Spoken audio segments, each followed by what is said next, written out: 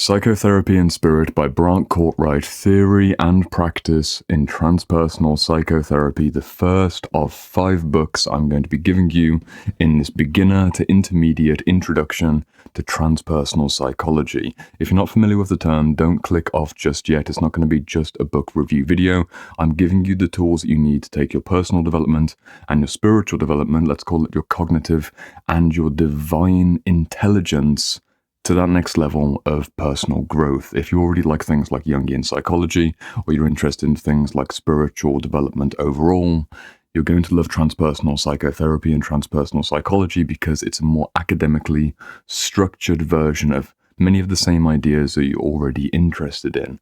So in this video, I'm going to be giving you 5 books, as well as a few bonus books, which you're not going to see in the timestamps. So sorry, you're not going to be able to click off this video within a minute with the 5 books that you add to your cart and you never read. I'm trying to give you an actual academic educational experience within about 15 minutes so that you can have the next 2 months of your personal practice be elevated to another level of complexity. Trying to answer this question from a viewer who said, "Hey Jordan, I was wondering if you had any thoughts to inspire a second wind in therapy. When your defenses say, I'm doing so much better now, even better than other people, how to put that on pause and go even deeper?" I know that this viewer in particular is familiar with transpersonal psychology because I've commented before, but my number one answer to anyone who's asking this question of how to go to that next height or that next depth is to go into transpersonal psychology. It's a very criminally underrated field of study, and you need to start with a book like Psychotherapy and Spirit because this breaks down the entire field from the 1960s up to the present day. Well, I think technically this book came out in maybe 1990. It doesn't really matter too much. I'm just going to show you the introduction nonetheless. Trust me, it's not going to be stuffy. 1997, my mistake, I was 7 years off. But what you'll see from here, from this front cover, which I've accidentally stained with my highlighter, is a full overview of what's going on with transpersonal theory. We've got the basic assumptions, we've got the psycho-spiritual framework in Chapter 2, we've got a chapter on consciousness, approaches to transpersonal psychotherapy, including people like Carl Jung, Ken Wilber, Stanislav Grof, the body-centered approach as well. Fantastic ideas. Then we're looking at the clinical issues of meditation, spiritual emergencies, altered states of consciousness, and then how to practice transpersonal psychology both as a professional and as somebody who's interested in ideas yourself. This is the book that you want to start with because this book, Transpersonal or Psychotherapy and Spirit by Brant Courtwright, is without a doubt the best introduction that you could have to the field. But what happens once you've got the basics in place? Take 2 weeks to read this, or maybe read it in a caffeine-fueled weekend, and then you need to move over into 2 particular lanes of study, which are consciousness studies in the broad. You need to have a map or some kind of overall trajectory of the different levels, lanes along the spiral of consciousness development from embryonic to super Atman divine human. Everywhere in between, this is things that you've probably already heard of. For example, spiral dynamics. If you haven't actually read the original Spiral Dynamics by Don Beck and Chris Cohen, hopefully that comes up, this is a book that you'll want to pick up because they're starting to get expensive. You can't find many of the original works anymore. If you haven't familiarized yourself with spiral dynamics, it's essentially right there on the cover. Consciousness evolves in a spiral, up the levels, oscillating between left and right, between positive and negative, between the dualities and the polarities. I'm not going to break down the whole theory for you in this video, but if you do want to see how spiral dynamics works, here's the first bonus book of the video. You'll want to pick up a copy of Spiral Dynamics in Action, which is the application of these theories within a political context and also a humanitarian context as well. There are stories and essays in here of it being used in South Africa, primarily during apartheid, and you can see how understanding different levels of consciousness, different political leanings, different levels of development psychologically within different parties evolved in key decision-making moments in human history can have a radical effect on the way that we collaborate and the way that we minimize conflict. And of course, if it works out there with other people, it likewise works inwards with yourself and your many parts. That's the second book, and the third book very much related to spiral dynamics and the study of consciousness along the stages. You probably won't be too surprised to hear me recommending Ken Wilber because I'm going to recommend Ken Wilber A Brief History of Everything, or alternatively, Integral Psychology. These two options right here. You can start with either one. I personally started with this one because it's written in Socratic dialogue, which means that Ken Wilber, the incredible American philosopher, and he's not technically a psychologist, but he maps out all the stages with incredible detail, and he's got these incredible maps, and hopefully I can find one real quick. Here we go. Diagrams like this one, where you see the different levels of consciousness and see how they evolve out in a holonic manner, meaning the holon, which is a part within the whole. A word is within a sentence, but the letters are within the word. The sentence is within the chapter, well, the paragraph, and then the chapter, and then the book, and then the library, and then the entire archive of human history. Just one metaphor of how consciousness evolves outwards. Again, I can't break down everything in just a single video. I'm dedicating multiple hours behind the scenes in my private courses to break down this kind of material, so just take this for yourself. You can start with A Brief History of Everything or Integral Psychology. They're both going to give you a framework and an approach towards getting to the next level of development in a very specific way. Because if you really want to make the most of consciousness studies, the real gift of transpersonal psychology, in my opinion, is being able to pinpoint, identify where your dysfunctions, traumas, and wounding are, as well as pinpoint your potential in a very specific way. For example, you might have certain issues in your family of origin story, or certain issues in romantic relationships, and you can find that although generally you have, let's say, a baseline level of consciousness which is more advanced, more pluralistic, more accepting of non-duality, and generally quite open and collaborative, you might have a lane of consciousness or a fragment of consciousness which is locked at a much lower level. Usually this is in personal relationships, or maybe in things like personal health and fitness. And if you're wondering at any point why I have these two band-aids here, it's because I ripped open my fingers doing deadlifts just the other day, and I didn't want to have these kind of scabs visible. But you need to have things like embodiment practices. Not everyone needs to be deadlifting, and I don't want to be accused of being ableist. Just being able to dance or even feel a rhythm, even if you're in a wheelchair, being able to enjoy life in the body and expressed through the body. All of these ideas are captured in consciousness studies. It's not just the higher mind, it's not just spiritual ascension. And actually I found that when you take someone who's spiritually grandiose, or they've gone a bit too deep down the shamanistic medicine circle pathway, they become grounded in a theory which allows them to be more full stack, more self-integration, and ultimately not become a risk to themselves or a risk to other people. So them might seem like unnecessary to read both Spiral Dynamics and also read Ken Wilber's work. I'd argue that if you really want to take your personal development seriously, these 4 books together, or at least the first 2 primarily, will really take you into, well, the possibility of multiple years of development. Let's move on to the final 2 books for the video. I'm trying to be as quick as I can, and please, again, make sure to take a note of these and buy these books. Don't just leave them in your cart or forget this video existed. You've got at least 2 months worth of deep study available. I'm presenting it for free. It's taken me years to find these books and curate them into the best of the best. I guarantee that you'll get a lot out of this because it's many of the books I recommend to my clients. Transpersonal psychology would not be complete without a fair nod towards our main man, Roberto Assagioli, an Italian psychologist who was working at the same time as Freud and Jung in the early 20th century.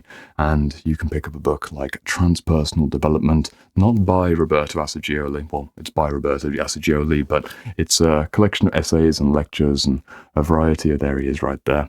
It's not necessarily like a formal book. It's more of a how-to, wide-ranging exploration of psychosynthesis.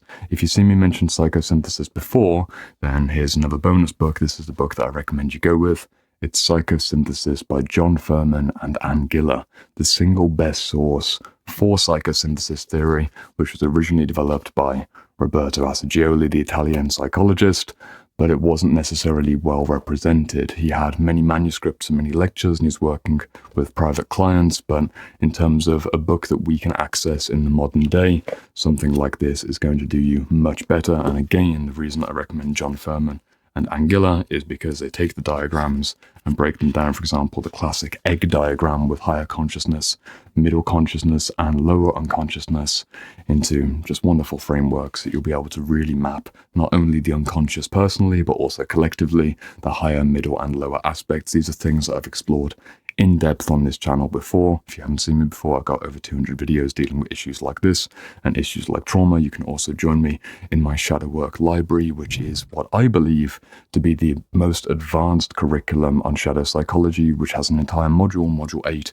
on transpersonal psychology in particular, over 110 videos, over 20 personal practices. You don't want to miss out on this structured learning arc. Could take you about 6 months to 12 months to get through the 36 books in the curriculum, but that's your choice. Link is down in the description. Let's bring this video into a more pacey kind of wrap up, and I'm going to give you one of my best, most loved transpersonal books, and it's by Michael Washburn, and the title alone speaks volumes. Embodied Spirituality in a Sacred World. Look at that beautiful cover. Sometimes you should judge a book by a cover, and this is very much one of those times. This isn't an easy book.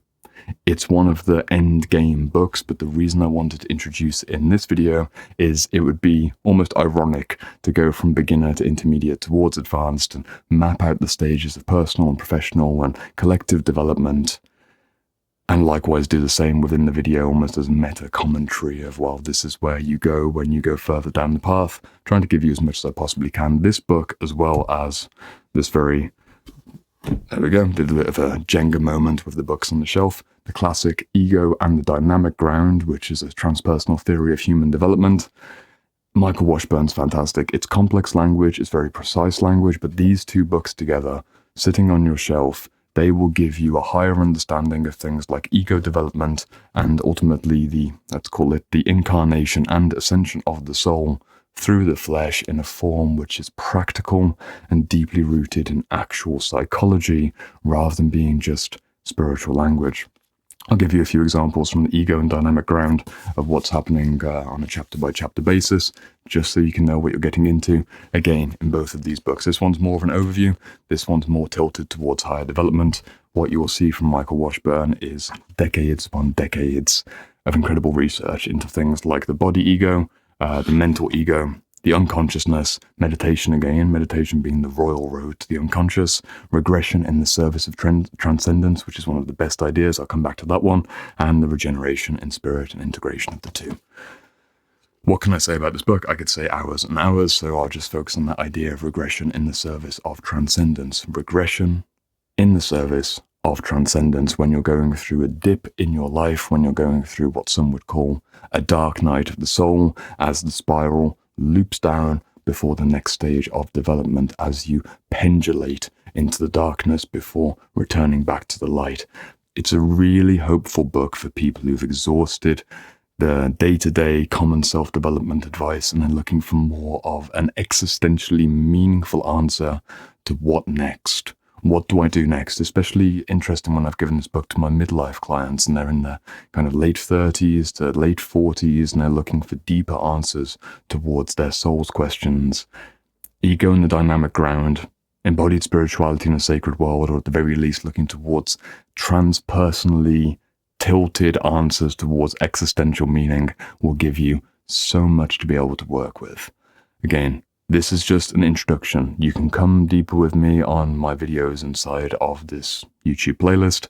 You can likewise join me inside the Shadow Work Library, which is linked in the description.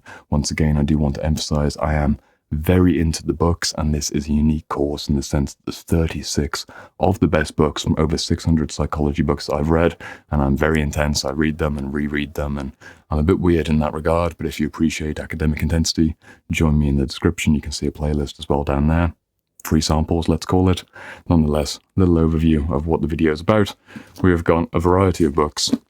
I don't know how many we've got at this stage. There's a variety of bonus books. This is just the beginning of your journey.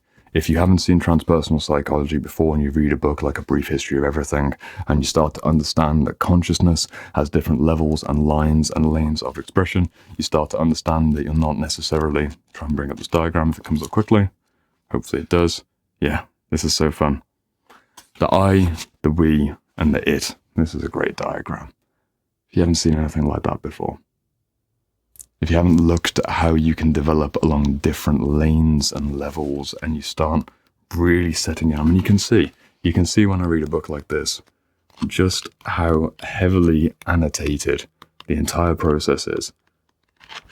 It's a conversation with your mind and your soul weaving together, and I wouldn't want you to miss this. Please don't go back into regular YouTube self-development. Don't just stay in the trauma research and just look at your symptomatic issues with addiction or abuse. They're important challenges. I'm not saying they're trivial, but once you've spent enough time looking at the damage from the past, take on a new parallel perspective where you're framing it within a wider understanding of human development, and also create a framework for genuine, step-by-step, tangible self-actualization and higher human potential. Transpersonal psychology has been a gift in my life, and I hope it will be a gift in your life too. If you're interested in more on the topic, join me over immediately here for another video on transpersonal theory. I think we'll go with Psychosynthesis, breaking down that exact book that I just showed you earlier.